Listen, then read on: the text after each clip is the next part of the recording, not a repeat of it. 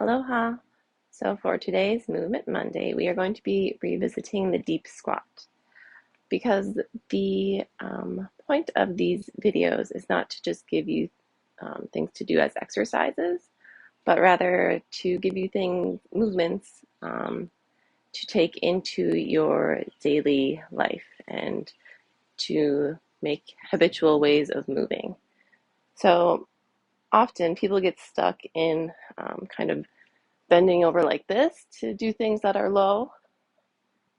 Um, and for example, we keep our silverware down here, and so I could grab it like this, or I could get down and grab it like this. So the point isn't to do one or the other, but to do both. And most people get stuck in this not wanting to get down. I don't know if it's like trying to save energy or time, but to get all the way down and do something down here is just something that we should be incorporating into how we live our lives. That's it for today.